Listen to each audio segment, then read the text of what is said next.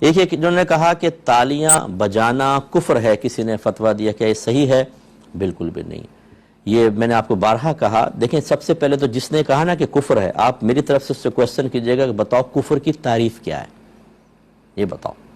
انشاءاللہ نہیں بتا سکے گا وہ۔ کفر التزامی، کفر لزومی کی تعریف اس سے معلوم کریں۔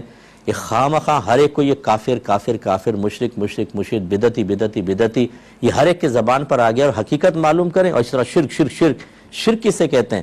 شرک کی صحیح تعریف معلوم ہو تو معصوم مسلمانوں کو، انوسینٹ مسلمانوں کو کوئی بھی مشرک نہ کہے، لیکن تعریف پتہ نہیں ہوتی، بس سیکھ لیتے ہیں۔ سارے مسلمان شرک کر رہے ہیں صاحب، مزار پہ جا رہا ہے وہ شرک کر رہا ہے، جو صلاۃ والسلام پڑھ رہا ہے شرک کر رہا ہے، جو یا رسول اللہ کہہ رہا ہے شرک کر رہا ہے۔ کتنے لوگ مجھے ملے ہیں کہ جی یہ شرک کر رہے ہیں، اب میں بٹھاتا ہوں، میں بڑے پیار سے پوچھتا ہوں بتائیے شرک کی تعریف کیا ہے؟ شرک فی الذات کیا ہے؟ شرک فی الصفات کیا ہے؟ ذرا مجھے بتائیے، یہ ہمیں تو معلوم نہیں۔ یعنی شرک کا تمہیں پتہ نہیں، اس کی حقیقت تک آپ کی رسائی نہیں، فتوے ایسے جاری کر رہے ہیں جیسے وقت کا امام اعظم آ گیا ہے۔ شرم نہیں آتی آپ کو کہ مسلمانوں کو مشرک کہہ رہے ہیں آپ؟ یہ سب سے بڑی بدعت یہ ہے۔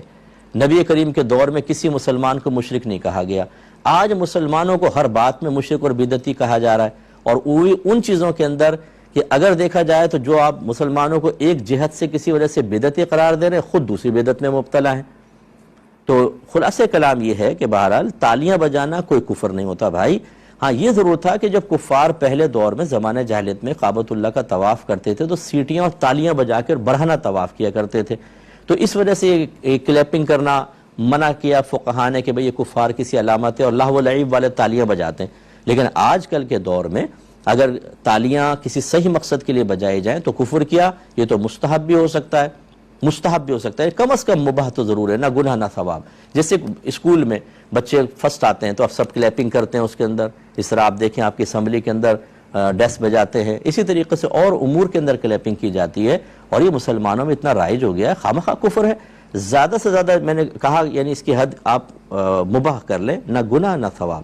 ہاں اگر آپ لہو و لعب کے لیے تماشا دیکھتے ہوئے کر رہے ہیں، کسی کا مذاق اڑاتے ہوئے کر رہے ہیں، ویسے ہی مار رہے ہیں، تو پھر یہ کہ ہم اس کو اگر مذاق اڑاتے ہوئے کر رہے ہیں تو گناہ بھی کہہ سکتے ہیں کہ دل آزاری کا سبب بن رہا ہے، اور بیکار ایسی کر رہے ہیں تو زیادہ سے زیادہ مکروہ تنزیہی۔ مکروہ تنزیہی کا مطلب کہ شریعت نے ناپسند کیا لیکن پھر بھی آپ گناہ گار نہیں ہوں گے، یہ اچھی طرح یاد رکھیں۔ تو یہ شرعی احکام کا تعین کرنا یہ عام آدمی کے بس کی بات نہیں ہے، کیوں اپنی آخرت کو برباد کرتے ہیں؟ نبی کریم صلی اللہ علیہ وسلم نے ارشاد فرمایا، جو میں نے حدیث کل بھی آپ کو سنائی، کہ جو بغیر علم کے فتویٰ دے، یعنی کوئی شرعی حکم بیان کرے گویا کہ وہ کہہ رہا ہے کہ یہ اللہ اس کے رسول نے فرمایا، تو سرکار فرماتے ہیں یہ بغیر علم کے فتویٰ دینے والے پر زمین و آسمان کے تمام فرشتے لعنت کرتے ہیں۔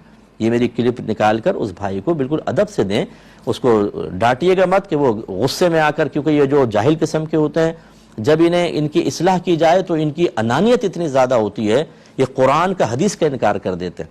میں نہیں مانتا ہوں، جو میں کہہ رہا ہوں وہ صحیح ہے، تو بھائی چلو ٹھیک ہے، اگر صحیح ہے آپ قرآن و حدیث سے ثابت کر دیں اس کو کہ تالی بجانا کفر ہے، آسان سی بات ہے۔ نہیں ثابت کرتے تو خدا کا خوف کریں، آپ نے مرنا نہیں ہے، آپ کو اپنے ایمان کی فکر نہیں ہے، ایسا نہ ہو کہ ایمان ہی ضائع ہو جائے اس طرح کے فتوے دینے سے آپ کا، اور پھر عذابات قبر، پھر میدان معاشر میں ذلت و رسوائی، یا وہاں پر جا کر بھی بدماشی کریں گے آپ جیسے آپ لوگوں کے سامنے بدماشیاں کر رہے ہیں۔ یہ طریقہ کار غلط ہوتا ہے، ان کو سمجھائیں پیار محبت سے کہ ابھی بھی موقع موجود ہے، توبہ کریں اور آئندہ اس قسم کے ناجائز اور غلط فتوے جاری نہ کریں۔